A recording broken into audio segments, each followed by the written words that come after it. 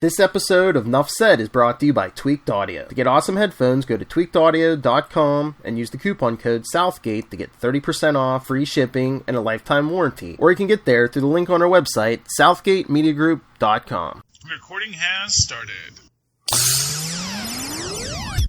Hello and welcome once again, dear listeners, to Superconnectivity, the only show that connects all of the things you love in genre fiction superbly. I'm your host, Charlie, the Professor Esser, and with me, as always, is the blue-eyed bomber from the Burg of Pits, Philman Perich. That's the guy. Hey, Philip, welcome back to a comics-heavy episode of Superconnectivity, because we had a lot of Marvel comics here this week. Oh yeah. And we're going to get to those in a minute. One thing I do want to talk about first and foremost, U.S. Agent. Yes. U.S. Agent is coming back, and irony of ironies, he's being replaced by the government because he's just not up to U.S. Agent standards. I just wonder if it's going to be one of those things. You know, it's like a 5-issue miniseries. So I wonder if it's like, you know, he gets replaced in 2, he fights him at 3, 4, and then by 5 he's back. I don't know, because I don't know. Maybe he's going to maybe he'll put on his old Super Patriot costume. Oh, maybe. Maybe that's the end of it. It's like he's like, no, I'm not going to be the super. You know, I'm not U.S. Agent. Mm-hmm. I'm my own man. I'm the Super Patriot. You know, I still believe in my Reagan's America. Mm-hmm. My Reagan America, and I still want to make America great again. I am a super patriot. Because, you know, John Walker, he is a Trump supporter. Oh. Espirito Sanctos, yeah. Well, with a name like John Walker, you know he's drunk. Although, yeah. But the idea that they're replacing him immediately starts opening up the question, well, who are they replacing him with? We're assuming he's not being replaced with Lamar. Mm-hmm. Although that would be interesting. Yeah. But would Lamar do it? Maybe. I mean, Lamar, here's the thing. Lamar never stopped working for the government. Oh, yeah. No. I mean, I can see working for the government. Yeah, Lamar. Would he just be like, I'm not going to do that to my friend, though. Yeah, well, but it's, job's a job.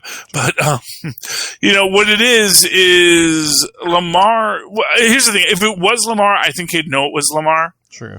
So it wouldn't be like, oh, who's the mysterious new U.S. agent? And there's actually okay. So there's 3 people I think it could be, with a 4th possibility. Because, of course, Franklin did not put the universe back where he found it. The first person I think might be the new U.S. agent, which I think is the most logical choice, is William Burnside. That was the 1950s Cap. Because I can imagine them wanting a guy who doesn't question orders ever. Mm. And I get the feeling William Burnside is the kind of guy who just does not question orders, ever. That he is, I serve, I am a U.S. agent and I serve and I do not question. Because he is of that, part of his psychosis is, my country is right regardless. And all he needs is someone to say, this is what your country says. And he says, yes, that is what my country says, and that is right, and that is what we will do. He's very easily manipulatable, as Dr. Faustus showed us. Yeah. Oh, just getting Faustus, him and Faustus back together. So if we ever see any hints to Dr. Faustus in this, it's going to be William Burnside. Mm. Because the last we saw William Burnside was him getting hit by a bus. And then in massive traction, and then basically Cap saying, it's okay, soldier, you're done. And saluting him, and then him feeling like, oh, okay, I guess it's okay now. All the people I've killed and all the things I've done, no one cares, but that's okay, because Captain America said, you can rest now, soldier. You don't have to keep on fighting. Sure, why not?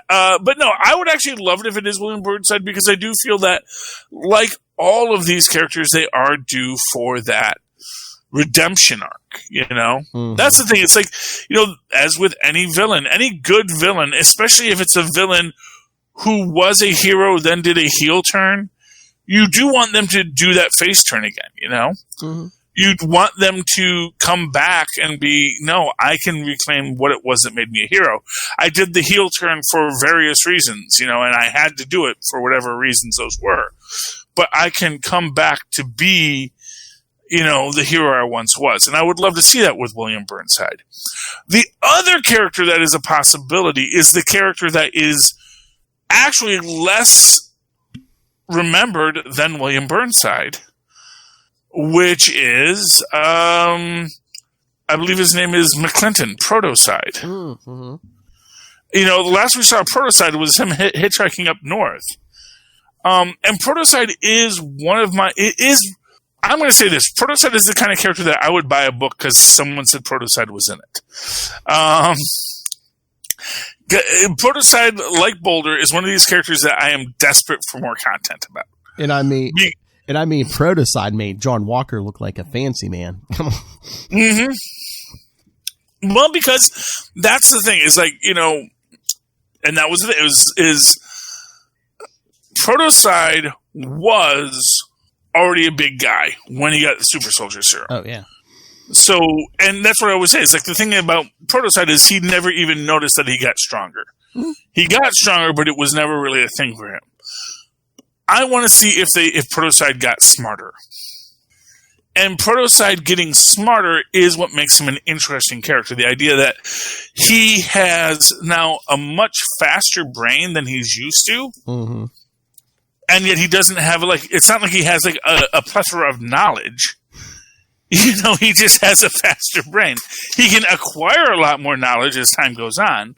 But, at the moment, he's just, suddenly super smart, but still has, a third-grade education. Which is a weird place to be, which would also explain why he's always so quiet. And because he's something's weird and I don't know what's going on. This is my fan theory. It's not canon. Like my statement that Boulder absolutely does have a sense of touch. You're stupid if you think he doesn't, because he clearly says things tickle. So, I mean, lasers, yes, but lasers tickle, and that says that it's a thing. It's just that he has to have a sense of touch, because if you don't have a sense of touch, you can't pick up an egg.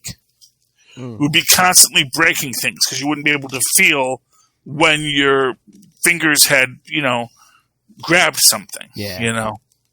You would be, although he is a little klutzy, so maybe that's an explanation for it, because he can't ever actually feel what he's touching.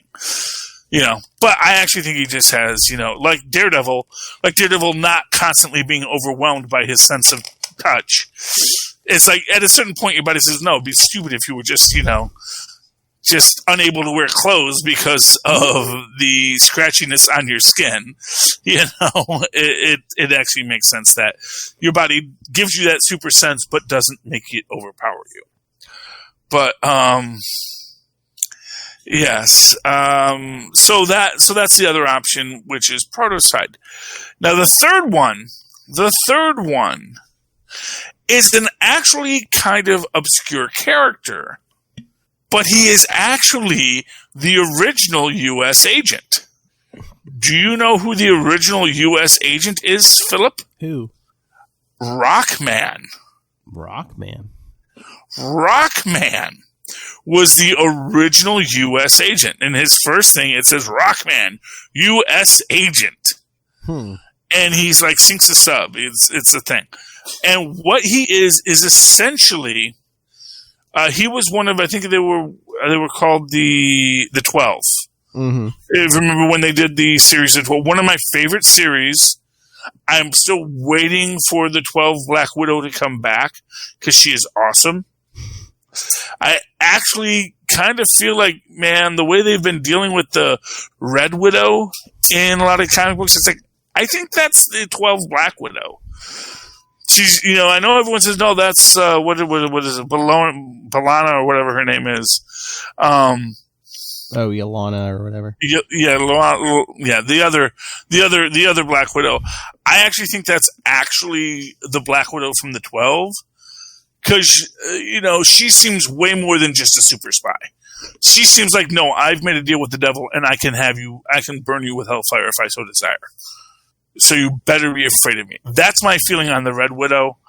I don't know. I haven't read all the books with Red Widow in it, but like when I was watching that, when we had the whole Dracula storyline in Avengers, which whatever happened with that, he's still out there. When she's confronting Dracula, she seemed like someone like, no, you're not like the first. You know, you're not the first demon up from Hades, pumped up with brimstone that I've had to smack around. Oh, I'll tell you where Dracula showed up. Where did Dracula show up? In Wolverine. He was working with Omega Red. That makes sense. Yeah, but yeah, he's just jumping all over the place.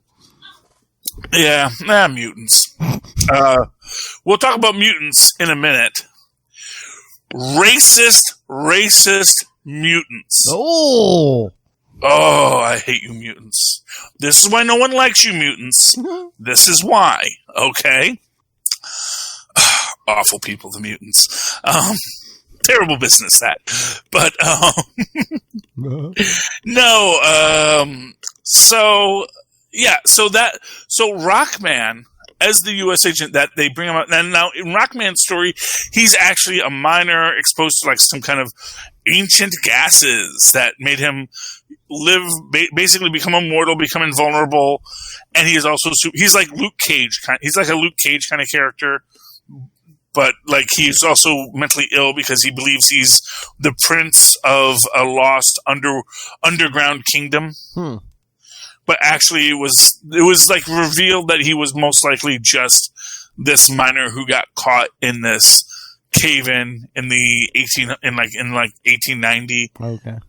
But that he came back up. But he does have a bunch of like underworld technology. But then again, because there are these underworld civilizations, it's entirely possible that he found them. And in which case, he kind of becomes kind of a reverse Namor. Where it's like he has the amnesia and he finds the kingdom and says, "Oh, I must be the lost prince of this kingdom," rather than he has amnesia and is out of his kingdom and just thinks, "I must be a hobo." So, Rockman U.S. Agent would be the really interesting deep dive if they want to pull it out. So far, I don't think we've seen any of the characters from the 12. Actually, I don't think that's 100% true. I think at least one of the characters from the 12 did show up in some 616 continuity at some point, but I can't remember who it was. But I want to say that, or it might even be like some Sentry continuity where Sentry and someone from the 12 ran into each other, which, you know, is always crazy. But then the other really random possibility is that they actually bring back Jack Monroe as U.S. agent. That if he isn't actually dead, you know, he is not really most sincerely dead. He's just mostly dead. Well, remember before, I mean, they made it seem like he was dead, and then in Thunderbolts they brought him back. So, I mean, the government could have scooped him up again, and, you know. In Thunderbolts, but not when they blew him up. Remember when they had the bomb strapped to him under DC? This was just before the Protocide story, because they were taking all of the other captains and they were killing him. I forget who was doing that. Probably the Red Skull or Baron Zemo. But yeah, they blew him up underneath this Washington DC at some point in Captain America continuity. I'm forgetting the exact story of what had happened in. Well, I thought in the 90s. I thought in the 90s in his own series, it looked like he blew up, but then they brought him back in Thunderbolts. But then I thought when Bucky was back as the Winter Soldier and still all messed in the head, I thought Bucky killed. Yeah, it was when Bucky killed him. That's the one I'm talking about. I don't think he's been back since Bucky killed him. That's right. That was the story. Yeah. Bucky killed him because Bucky killed a couple other people. No, actually. No, because that was it was when the Winter Soldier story came out at the same time that the Protocide story came out, as I recall. If I remember correctly, I think that was part of the same arc. I'm not sure. No, different arc. I don't remember. You can always have seltzer, Tristan. Okay. Anyway, yeah. So that's my theory. I think that's a possibility. And then there was another guy I was just thinking of 5 seconds ago. Oh, D-Man. I don't think D-Man would take the job. You think but it would be funny if D-Man just totally takes the job from John Walker because he's just he needs the job. Him and Lockjaw, he needs a job. And I heard you guys are hiring. What if D-Man's like his Bucky? You know what? Like I said, they threw shade at D-Man. And, of course, you know who threw shade at D-Man? Starling. Who we see in, what is that, Amazing Spider-Man 850 this week? Or Oh, yeah, like a week or two ago. Yeah. Oh, I don't know. It was in the queue. But, yeah Starling. Ugh. She's trouble. Well, her grandfather's the Vulture, so. Yeah, I mean, for reals. And it's like, oh, what? You mean my grandfather lied to me? The entire world wasn't against him? It's like, yeah, sweetheart, he went to prison for a long time because he murdered people. He murdered his ex-business partner. He murdered one of Aunt May's fiancés. I mean, he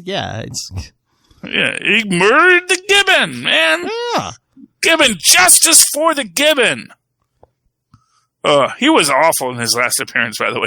That was the worst Agent Toombs I think we ever got was when in Kraven's most recent hunt. Oh, I hate Kraven. Yes, his name means cowardly. That's the point of Kraven the Hunter. He's not the mighty hunter. He is a coward and a jerk and a loser. You're not supposed to. No one should ever make Kraven an interesting character. That's not what that character is supposed to be. I don't care how much you want to do it. I don't care how much you think, no, he's a hunter. It's like, no, he's... Hey, they killed him. They killed him off in the late 80s, but then they had to bring him back in 2010. Why? I don't know because he had a bunch of illegitimate kids running around. Just do they could have just. I know, and that's the whole plot line with the latest. Yeah, I know. Oh, I made all my illegitimate clones kill each other. Well, he didn't make them kill each other, but they just said, "Oh, I'll just kill all of myself," and then that shows I'm the greatest hunter because I have. Yeah. The most dangerous game. It's like, no, you're just arguably it's Man, but probably it's Monopoly. Kraven. I hate Kraven. But speaking of racist mutants, which we did mention. Oh. I mean, arguably, yes, but you would need a lot of money to play Monopoly with real money. Because I think it's because everyone starts out with $15,000, and that's a whole thing me and Maz gets into. If you listen to our boys podcast on Full Stream Ahead, we talk about Monopoly and the flaws in the basic economic structure of it, and I know. I said because you don't start out your life with $1,500. Not everyone starts out at the same place. But right now we're talking about Fantastic Four 25. I got the Scotty Young variant. Ooh. Where he says, "I ain't doing this for free no more." He's like, "Yeah, you guys always want to do that Fantastic Four title cover, but Giganto." Not a character's named Giganto. Don't want to do it anymore. Anyway, so Pan-Dimensional Superman being controlled by what is clearly, the Maker. They don't call him that, but it's like, oh, the Helmsman is clearly the Maker, unless he's like one of those Morlon guys. I don't know. They're looking for the thing. There's a MacGuffin. There's a MacGuffin to be found, and Superman has to find it. And he's so powerful that... What? Yes, I do know the Teenage Mutant Ninja Turtles. I don't even have to remember them. They're still an active franchise. Yeah, I remember the Teenage Mutant Ninja Turtles, Tristan. Anyway, we get some nice domesticity with Ben, Alicia, and the new kids. And the Skrull one is already, just changing her shape to be whatever it needs to be. And they decide to homeschool them. Which, to be fair, Ben says, is that maybe not our best idea? Yeah. Because if we do that, then we are effectively, locking them into this life, and maybe they need some normalcy. But of course, the counter-argument is they're not normal children. So what is that? They leave Valeria behind when they go to deal with Quantum Superman. Yada, yada, yada. And this is the sad part, is we have Franklin use the last of his power, and he'll never have his superpowers again. Yeah, because he had this thing on the ropes. The thing even says, this was the only challenge to me, and now it's. Yeah, but it's like, as I said, this is a psychological block. Yes, and his father never locked his powers away before, and he's never gotten them back. I know. Well, no, but it's like every time Ben Grimm becomes human again, and there's always, and I can never. He turns back to the thing, and I can never be Ben Grimm again. Because it's, and Ben gets sad too, Because that, to me, it's like the whole MacGuffin plot line. It's like, oh, it's the MacGuffin. Oh, it wasn't actually the MacGuffin we wanted. We killed these people for no reason. And Valeria saves the day with super science because she uses a fixed point in space-time. And Doom is like, you've had this for a decade and you haven't solved all the mysteries of the universe yet? It's like, no, dude, I didn't. But maybe in the next 38 minutes we can figure it out. Doom is such a... I am telling you, if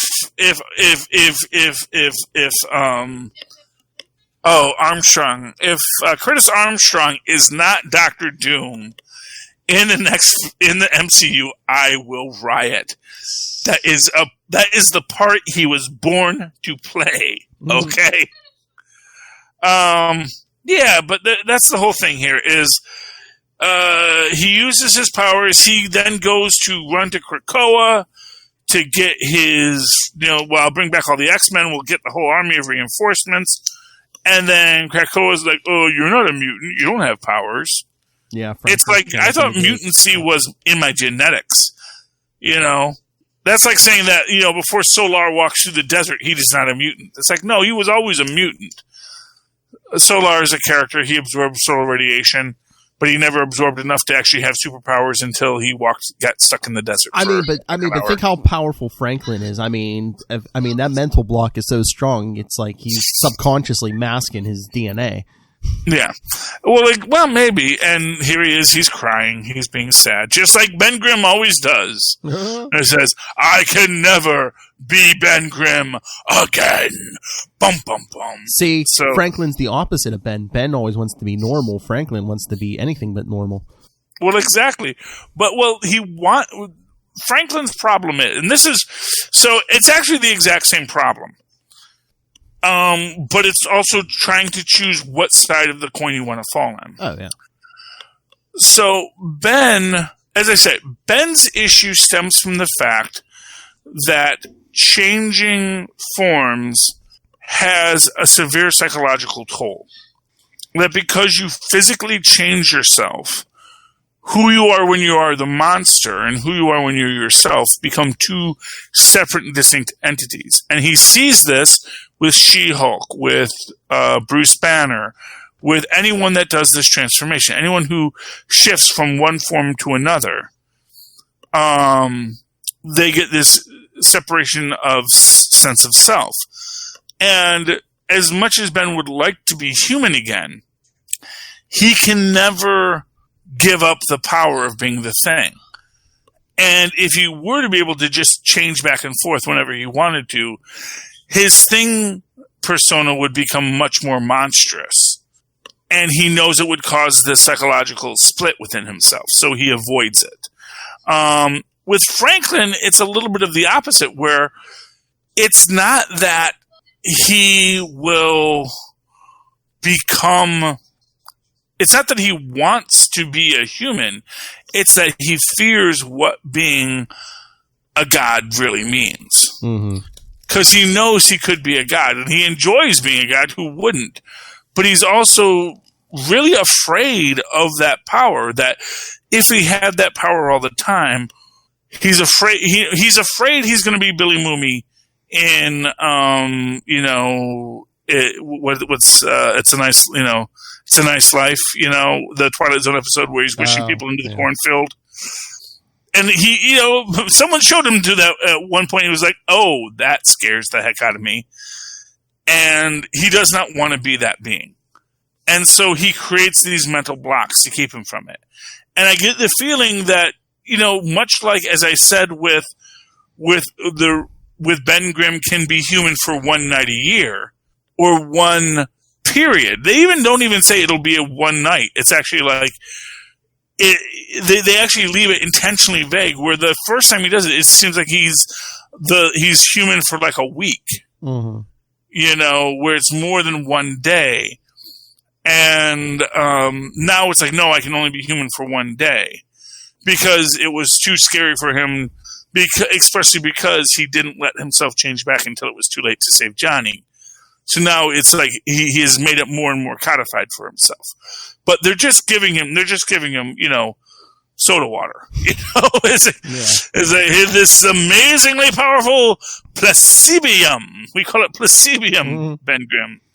And that's what gets him to transform. And they're going to need to find a placibium for Franklin Richards in order for him to become that superhero. Or he's just going to have to mature and understand how it is.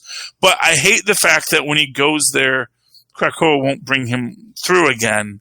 And, he is exactly the kind of character that needs this kind of help. Mm-hmm. We get our backup story this week, following up on The Unseen and the Watcher. Yep. And that's fun, of course. The Unseen catches the Watcher up. The Watcher realizes, things are kind of messed up. This is not the way things are supposed to be. And then we basically find out that, actually, if you had actually figured out anything from that weapon, it would have melted your brain. So it's good that I jumped out at that time. But I need new Nick Fury, and I love that new Nick Fury is bald. Wahoo! Wahoo! So he's white, but he's bald. Well, as the Unseen, wasn't he bald? So unless he's going to grow his hair back or something. Well, I mean, he might, but it's just an interesting.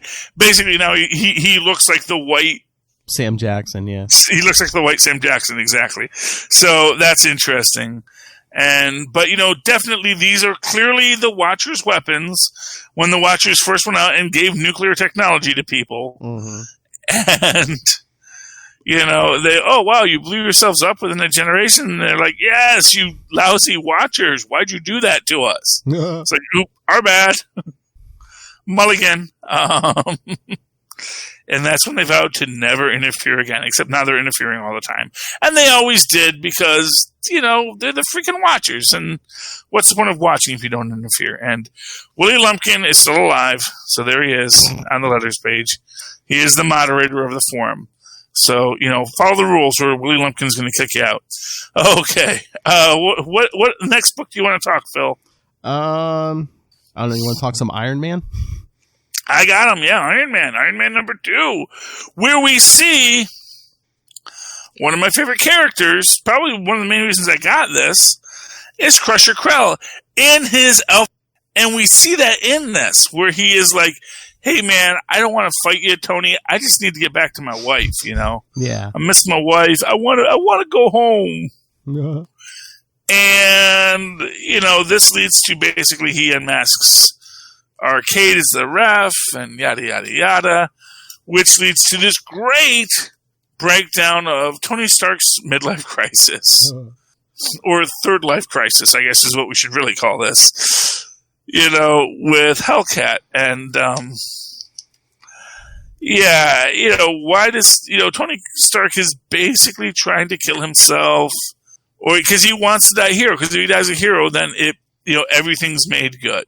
And, basically breaks several bones to burst through this thing, which a character by the name of Cardiac, which, again, one of these weird things, like, where did Cardiac even get adamantium, vibranium, steel shell to trap these people in? How did they get trapped in this shell?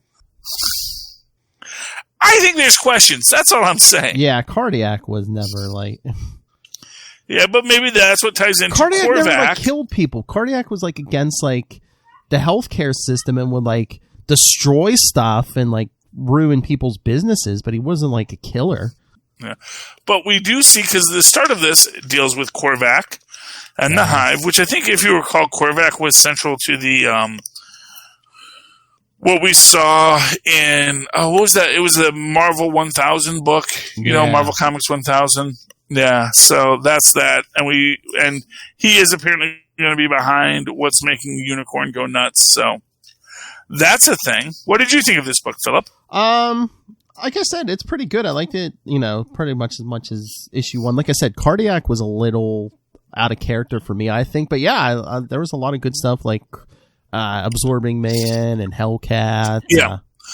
Absorbing Man and Hellcat, to me, are the highlights of this book. Yeah. Because we also get to see that, what I say with Absorbing Man, he's like absorbing not being a jerk. It's like, I'm just trying to get through my life. Mm-hmm. I was a bad guy, and I had a bad life, and now I'm trying to be a good guy, and I'm with Canadians now. And I'm absorbing all that Canadian nice, eh? He's like, oh my gosh, I'm surrounded by Canadians all the time now. Mm-hmm. So I'm just absorbing all that Canadianness, eh? And, oh man, I'm sorry, Tony, I don't want to punch you, eh? But I want to get back to my wife, okay? So let's just get some poutine and call it a day. Have some beer and poutine, and we'll go home. So clearly everyone has bought onto my theory about that. Yes, but that is Iron Man. Oh, I like it putting up the covers, and that's our. Everyone's doing the Alex Ross. I mean, is that Alex Ross or is that someone else? I believe that is an Alex Ross. Yeah. Yeah, Alex Ross. Alex Ross just it's the guy's job. It's like, oh, you need a cool cover, cool. I'm waiting for the Rick and Morty Alex Ross cover. Oh my! It's coming. It's coming. By the way, I do want to do a shout out for Werewolf by Night. Really a great book. Basically, this is written by a guy named Taboo. I don't know. It's obviously he's a musician. Yeah. And B. Earl. I don't know who they are, but good for them. And they wrote a good book. Honestly, and obviously, hey, Philip, what's that company? I can't. The Life Corporation? The Life Foundation? Yeah. Oh. The Life Foundation. Yeah, the Life Foundation has Life Pharmaceuticals has a little place there on the res, and our hero works there as a janitor. And we see that he actually has this problem where he is a werewolf by night. It's not his preferred thing. He didn't get bit, but he just becomes a werewolf by night. And it's interesting because apparently his father was a werewolf by night too. And things happen with that. But now he's just sort of working through it, and there's a whole thing with, why didn't my parents ever write a book about this? And his grandmother says, well, maybe you should write a book about this for the next person. Reason I got this book, because I did not even know he was going to be in this, but here he is. There is Red Wolf. Our character from the 1890s Marvel Universe, the Red Wolf the Sheriff, who got transported to the future, and even makes this comment I remember riding this on a quarter horse and all this kind of stuff. And, he is so adjusted. See, he wears pants. I want him to meet Conan, and just Conan, just put on a pair of pants. It's like, well, no one else around me is wearing pants. They're all wearing tights. But you see, I mean, I'm supposed to wear pants, but Red Wolf is in this. He's a U.S. Marshal. He's got this little redhead partner, which she also is very judgmental about Red Wolf's eating habits. Apparently he eats things, they're apparently working with Cradle as a fun thing, because here we got this super brain who's going to take over all the computers, and they're like, no, kid, we're going to associate you with someone who can help you. He's like, who can help me? I am the super genius-y character. It's like, yeah, okay, kid. Okay, kid, yeah, we'll find someone to help you and help you learn to use your powers for good instead of evil. And actually, no, I'm sorry. It's not Red Wolf's girlfriend or Red Wolf's partner. It's actually our hero's girlfriend is the one who's all upset about all the chemicals in food. But It's great. We get their little family life here. He's raised by his grandma because his dad is in jail. His dad apparently is also a werewolf, which raises this question, like, dude, there's a werewolf in jail? Well, he's probably in some kind of superhero jail. But I wonder if that's going to be a tie back to the 1970s Red Wolf character who could turn into a wolf. So I'm wondering, our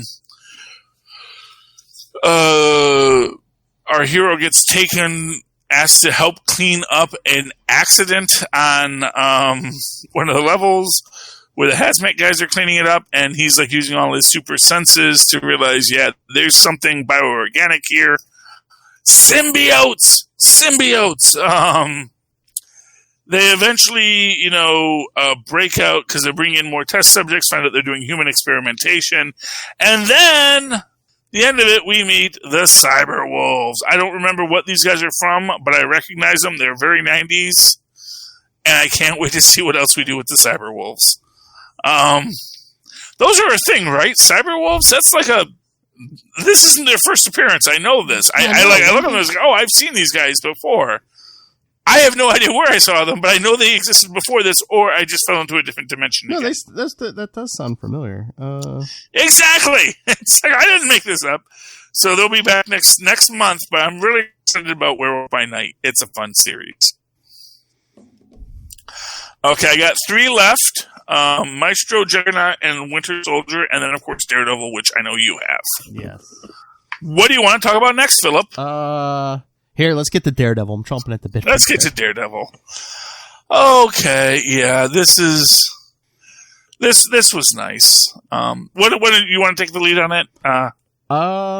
Yeah, sure. I don't mind. I mean, I liked it. I like Wilson Fisk in it. Oh yeah. I like that this is a great Fisk story where he's like, oh yeah, I've got to deal with. It's like, look, I want you guys to just settle this amongst yourselves, but I understand you can't because you're children, and I hate that. But I'm going to put someone in charge, and he puts Libridus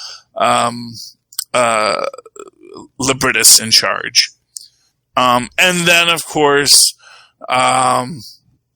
Daredevil shows up. But prior to this, we get Daredevil's meeting with Foggy and the new lawyer, who is apparently one of Matt's exes. Well, yeah. See, they were dating when when the Purple Children wiped his identity from the world. So he kind of broke up with her after that.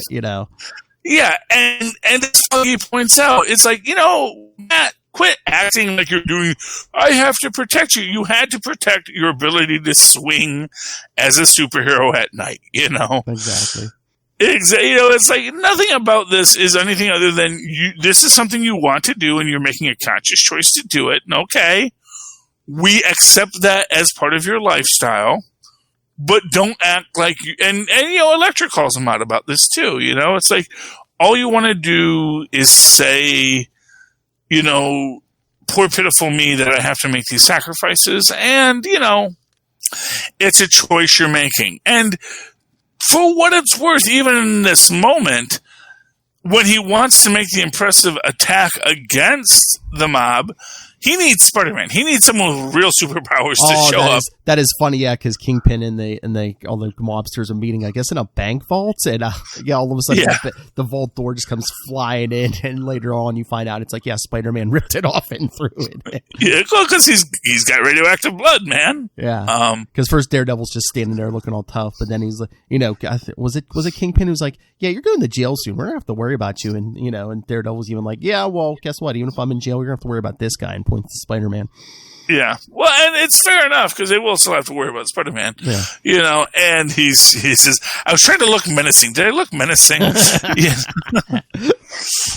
It's like, hey, when you don't talk, yes, you're very menacing, Spider-Man. Oh yeah, hanging from the ceiling like that. Yeah. As soon as you open your mouth, everyone knows you. It's like, oh man, I love freaking Hammerhead having his head hammered by Kingpin.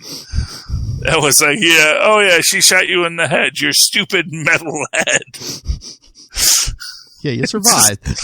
Yeah, you're fine. Okay, we all know your head. That's your whole thing. That's your gimmick. You got a metal head. You and your ludicrous metal skull survive.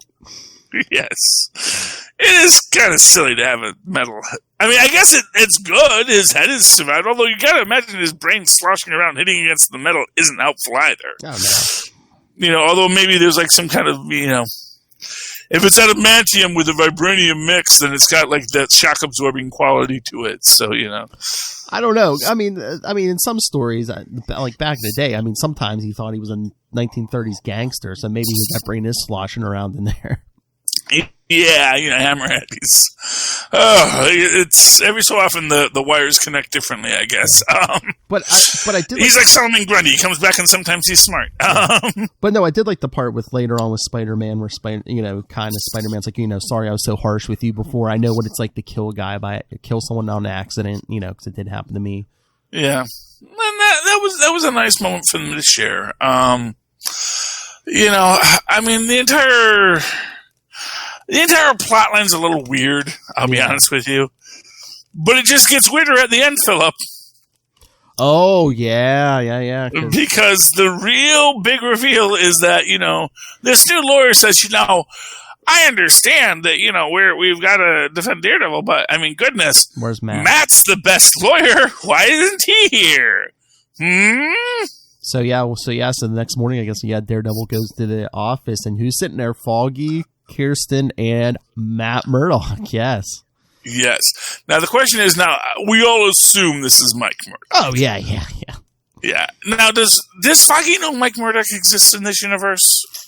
I would assume. I'm trying to remember back to the last time we saw Mike Murdock, which was in that One More Day story. I would assume, if nothing else, Matt told him, because Foggy's Foggy's the only one who knows Matt's Daredevil, so I would assume Matt told him about Mike. Just so he's like, if I show up acting weird, it might not be me, it might be my brother, Yeah, but what's weird about that? It's just this idea that obviously Mike Murdock isn't a lawyer.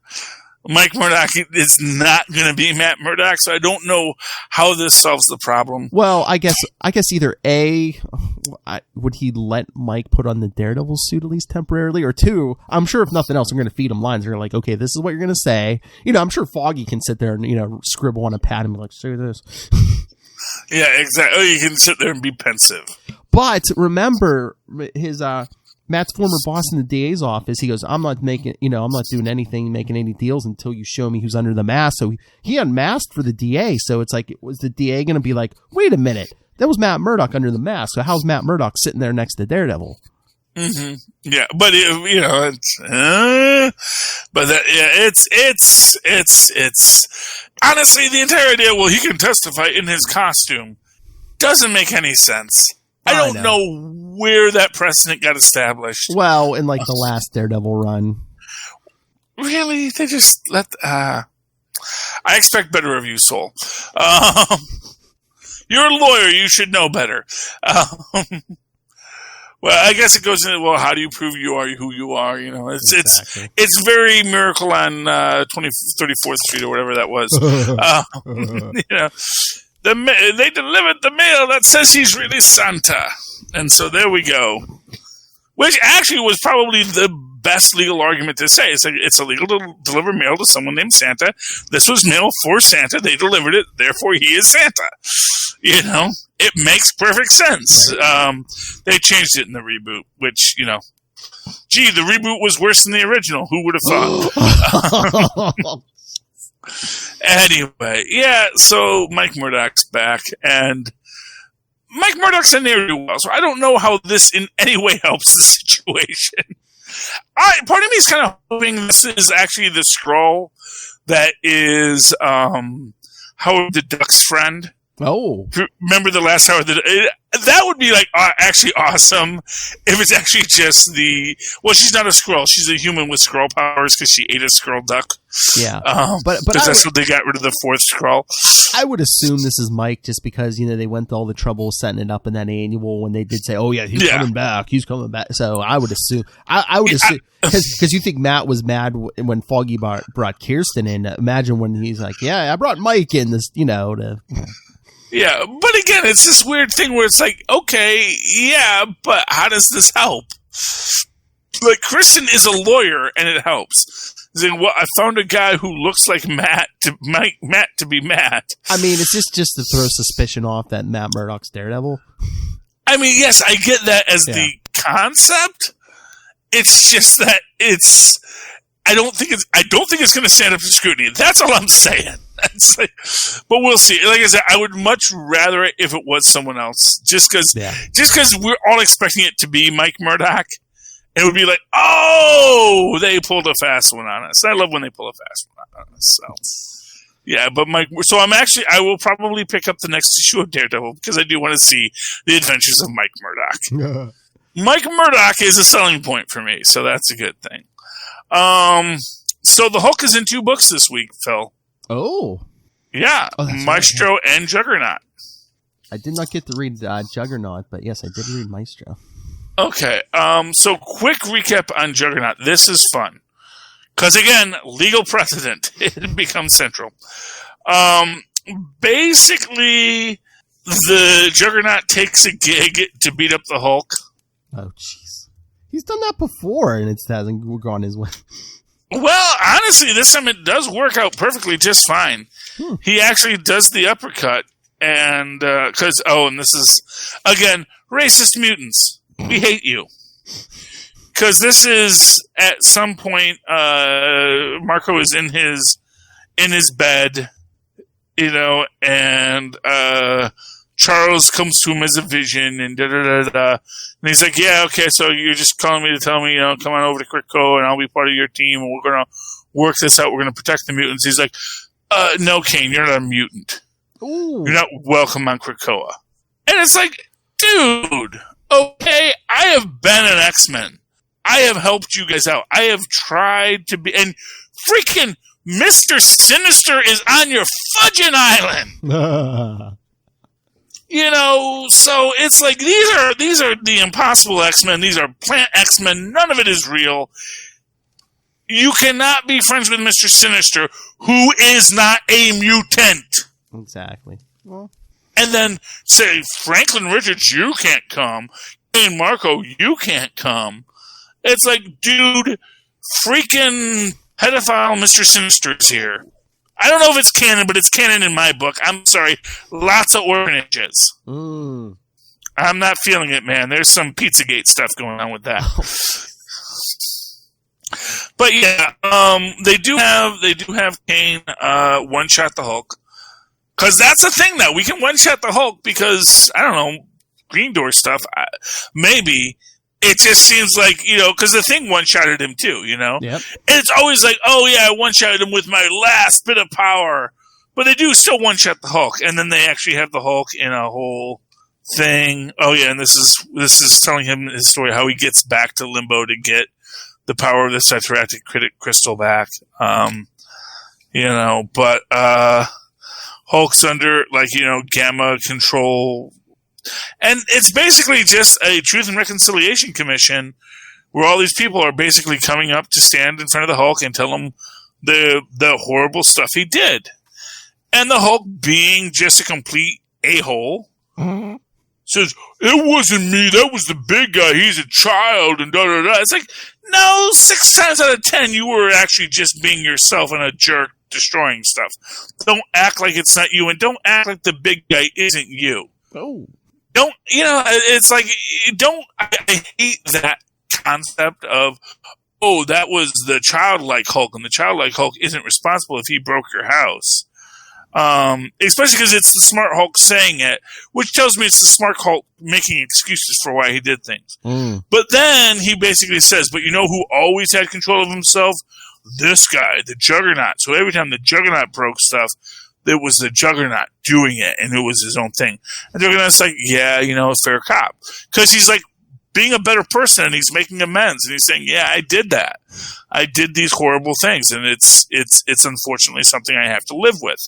And then, of course, when they get back to New York, he gets served by the city of New York for the millions of dollars of property damage that he has caused. So...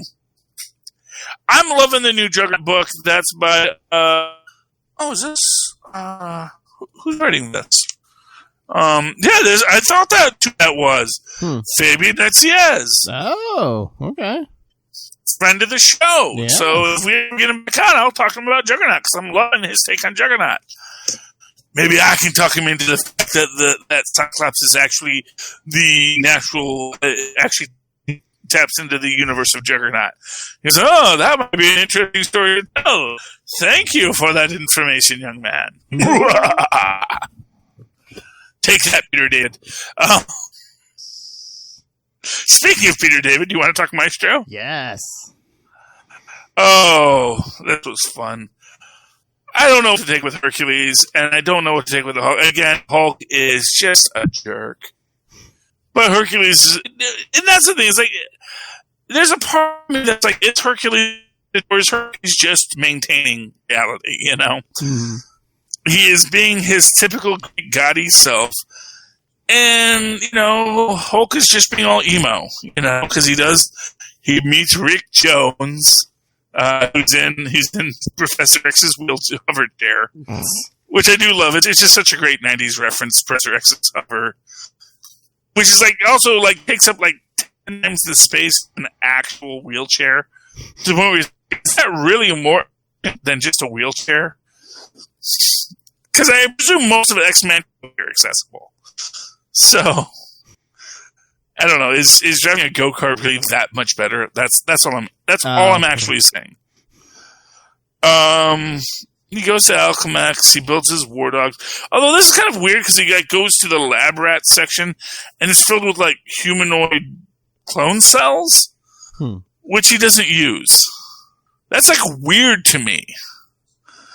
It's like, this is something I can use. And when we actually get to see what he uses, it's just freaking robot dogs.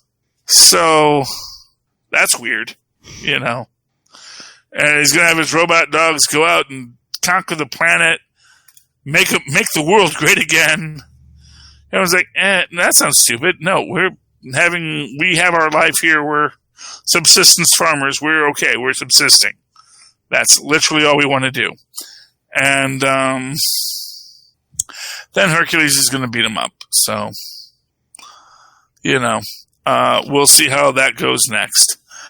Then we get our little side story with the relics where apparently in this story, Rick Jones is collecting this is how he's getting all of his pieces, and this is how he gets a Wolverine skeleton, which, not for nothing, theoretically could grow back into a Wolverine. It just takes time, you know. Is there any organic matter left, though?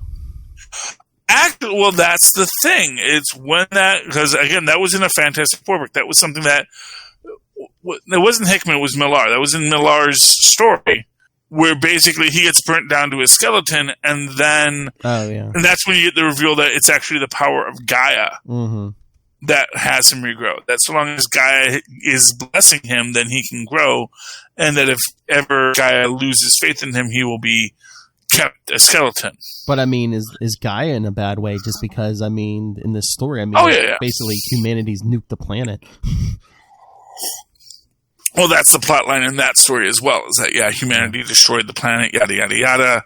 And, you know, but Gaia was still around in that universe too, because, you know, but it's the twisted Gaia who was mad that humanity was leaving her because she was damaged when they did damage to the biosphere. So anything's possible. I'm just saying. But yeah, Maestro was fun. But yeah, I mean, Maestro Hulk he's not a likable Hulk. No. If we're going to be honest with you, he's not a good guy. He's kind of a jerk. And everything about him is just kind of makes you say, oh yeah, you're pretty awful, dude. Well, I think I've always thought part of it too is I think he's gone mad. I mean, most of the world's been nuked away. I mean, it's. But you know, the thing about that is but everyone else is maintaining. Yeah, but I mean, even on a good day, Banner was never the most mentally stable guy to begin with. I mean, that's a fair cop. I just don't see that as an excuse. You know, it's like, you know, and here's the thing. Bruce Banner has had so much psychological counseling over the years. At this point, he's malingering. Yeah. It's not so much that he can't get better, it's that he doesn't want to get better. And, I think it's fair to call that out. Oh, yeah. That's just my opinion on it. Falcon Winter Soldier. Coming soon to a Disney Plus account near you. I hope we see the Prodigy in that. Again, I don't know how I feel about Gwenpool, Madam Hydra. It's like Pink Hydra. It's like I kind of get where they're going with it, but it's also kind of feels like a little on the nosy. Yeah, but is that supposed to be for like real world analogies? Like, oh yeah, I work with Nazis, but they're not bad people. We're going to make the world great again. Well, her argument is not so much. It's that's the thing. It's a different kind of fascism. Yeah. It's a fascism born of Americanism, which arguably can be, which we actually get that whole breakdown with it of the Irish immigrants and all this kind of stuff, and the Jewish German soldier or the Jewish German scientist, yada yada yada.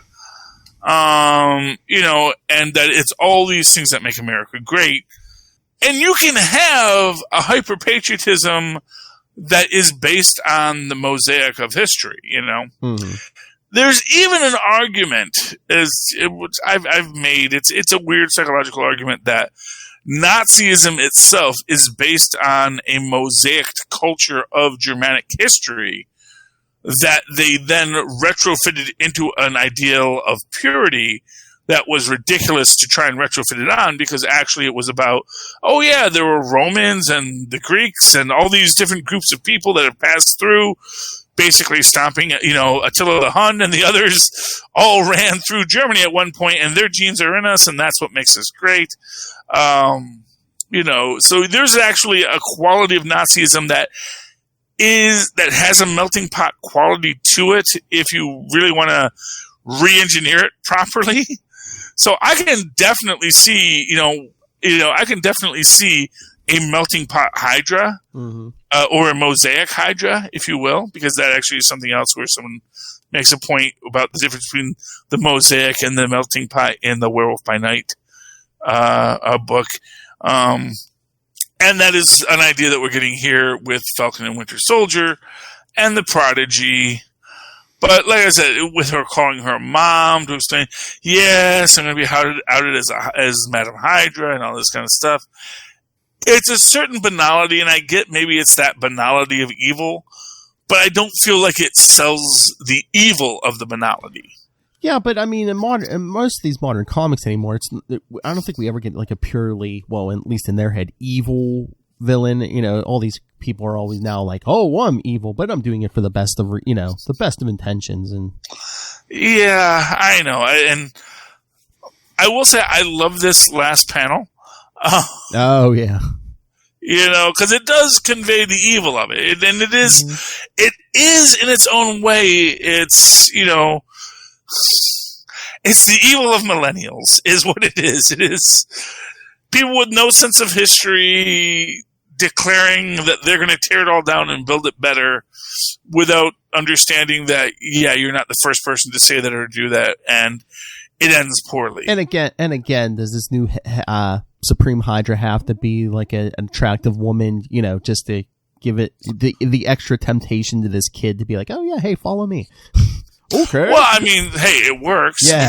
We can go along that line. It would certainly works. But I think that here's the thing.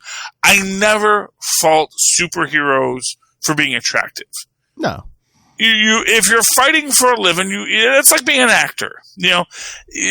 It's not like she has a day job. She goes to the gym, so she's probably pretty tight.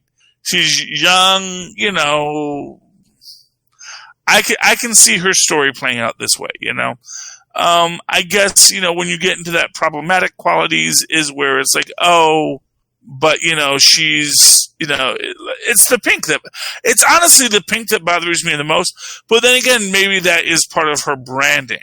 Well, the idea of being the softer Hydra. Or two, is it like underestimate me, Yeah, exactly, You want Zima. It's weird, it's interesting. I like it. I'm interested in this story. It engages me. But, as a middle-aged white male, I don't know if I'm comfortable with it. Yeah. But yeah, I really like it. I like what they're doing with it. I like Falcon and Winter Soldier as partners. Oh yeah. I think they have a really neat chemistry together when they write them well.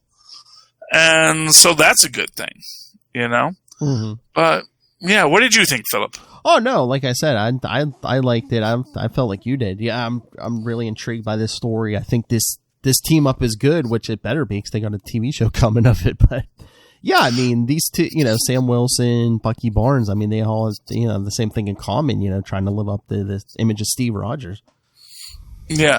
Now, here's a weird question. This Prodigy, is this the same Prodigy that we had a few, I think in the last Winter Soldier story, there was the kid who was the super killer that we thought was maybe like supposed to be a super soldier too. Remember that? I don't believe so.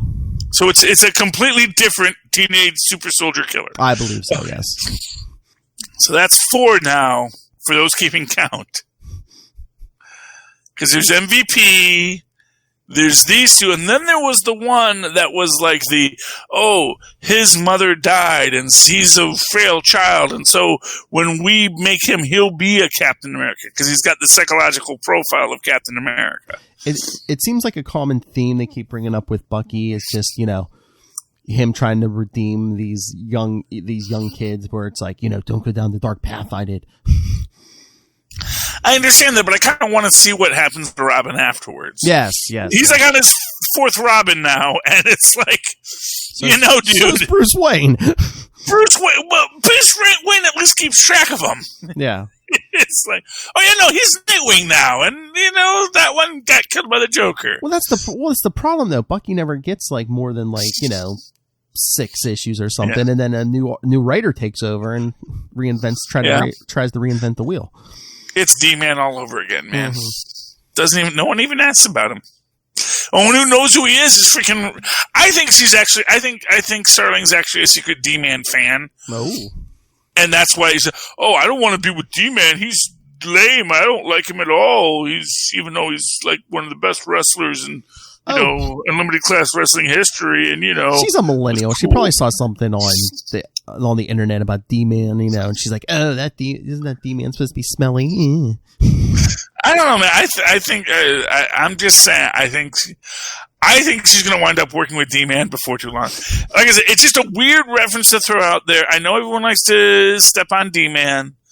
But, Well, that's weird. It's like Starling. That's like the first time she met Peter Parker. Before this, she's shown up at least once or twice other times, but she was mostly with Miles Morales.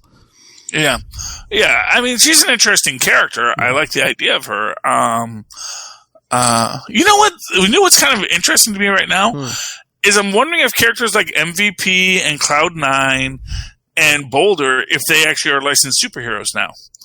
Oh. All the people that went through Avengers Academy, are they like, they're in there, they're like, they're like 1 year older, they're like probably like 19, but there are arguably licensed superheroes. They've all been through the training.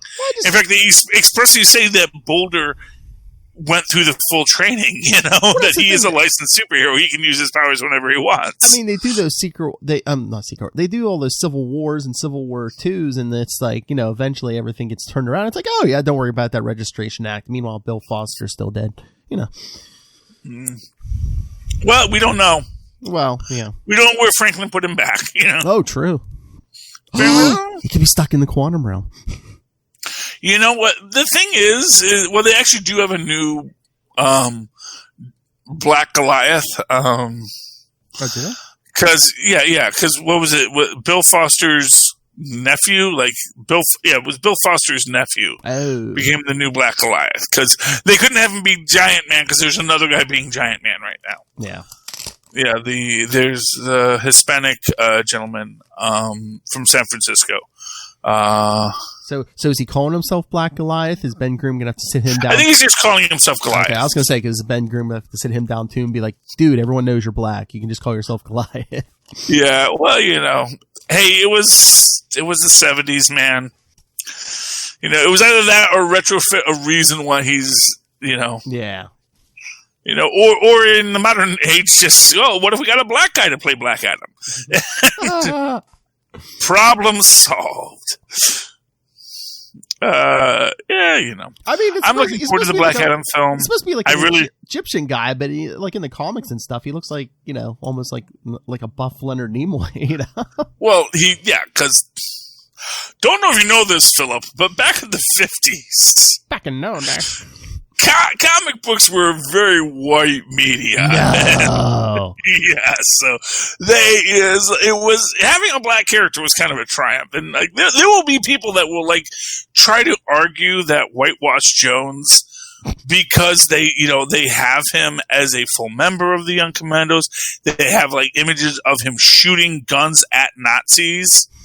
That like this is actually really progressive for the time. Yes, we know how they draw him. Yes, we know how his dialogue is. But let me tell you, Whitewash Jones was really progressive for the time. And anything is like progressive for the time. It means this is not progressive at all. Mm-hmm. But like, you know, it's not as bad as stuff could be. So, but yeah. So anyway, but there is a new Goliath who is Bill Foster's. I'm trying to remember his name. I want to say it's Ben Foster. Okay. But it's Bill Foster's nephew. Because after Giant Man died, he gets and Hank Pym now he's just giving out, have some Pym particles. He wants to have some Pym particles. Just giving out franchises. And but he's like, and he's a millennial, so he's very radicalized. Mm-hmm. Radicalized by being in the, generation of Lilith Hellfire. Oh. Lilith's a millennial, isn't she? I think. I forget. I don't know. She was born in the 80s, I think. So I think that technically makes you like she's an old millennial. Yeah. And, there's younger millennials, but she's like the first millennial, first generation. But she'll come back to us and tell us that we're wrong, but that's okay. Anyway, yeah, that's all my books, Philip. Yep, that's all I got. Okay. So, Philip, people listen to this show, they probably missed half the things I said because they're listening on substandard headphones. It is a tragedy in this world that people buy. They go to the dollar store and you buy those headphones for $1 at the dollar store. You plug them into your phone, listen to your podcast, and it's like halfway through, one ear goes out and the other ear goes out, and then you have to mess with it. I'm going to say stop doing that. Stop messing with the freaking wire with your dollar store headphones. Just buy a decent pair of headphones, and if you'd like to do that, go to tweakedaudio.com. Use the coupon code Southgate, which is going to save you money, so it's not even that expensive to do it, and get yourself a decent pair of headphones so you can enjoy these shows. And then take that same coupon code Southgate, go over to hunterkiller.com, and just put that in there, because the coupon works there too. It is a eternal coupon that you get to use over at Hunter Killer to get basically, it's a mind puzzle game if you're a smart person. Maybe you're not smart. So if you're not smart, this isn't for you. But if you're a smart person, you might want to have the Hunter Killer package sent to you so you can help the character of Michelle Gray solve the crime. Put the clues together. It'll be fun if you're a smart person. You dumb people, that's fine. There's other things for dumb people to do. But for smart people, you might want to go to hunterkiller.com and help out Michelle Gray use the coupon code Southgate. Everybody else, smart, dumb, regardless, there's stuff for you in our notes, which is the link to the Amazon website where anything you want in the world is pretty much available, including Pod Life, the book. The book produced by and for the Southgate Media Empire. You get to find out from the Southgate Media Group personalities you know and love why they podcast and how they podcast and what they podcast and what it means to be a podcaster in general and what it means to be a podcaster on a very personal level for these people. Because, there are people who say that their lives were literally saved by becoming podcasters. So it's actually a deep and meaningful book. It's worth the read. Go over there. You can get it for either your Kindle or get it in an actual physical hard copy where Maz and Paz once did. And speaking of Maz and Paz and ways that they communicated, Philip, is there a way that people can communicate with you in either an old-fashioned or a newfangled way? The easiest ways are to email us, capesandlunatics@gmail.com, or just follow us on social media. You can find links everywhere at all of it. Linktree, linktr.ee/capesandlunatics. And you know what, Philip? You know how our great grandparents used to communicate? By telephone. Oh, yeah. And they can contact us at 614-382-2737. That's 614-382... Oh, sorry, 38 Capes. Sorry. That's 614-382-2737 or 614-38 Capes. Yes. Leave us a voicemail. We would love to hear your thoughts on the air. If you read a book and you want us to know, oh, man, this is a book you guys got to listen to. If you want to pitch it, if you want to talk about it, whatever it is, if you say, I have this crazy fan theory, leave us a message. We'll probably play it on the air. Yep. Because we love you guys. You can also reach out to us at capeslunatic@gmail.com if you'd like to write to us in the old-fashioned email way. And, of course, for myself, if you want to write to me in that old-fashioned email way, do so at superconnectivityblog@gmail.com. That's superconnectivityblog, all one word, @gmail.com. Of course, follow us on the Twitter. Well, follow me on the Twitter @CharlieEsser. That's CharlieEsser. Look for the 2 E's in the middle. For what, Maz? For quality. Bing! Thank you, Maz. All right, ladies and gentlemen, thank you for connecting with us once again this week. Please come back again next week to Super Connect with us again. Good night. Good night.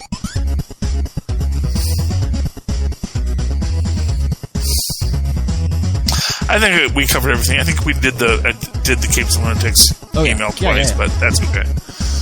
Sorry about that. That's all right. It's been a show, Phil. It's been a show.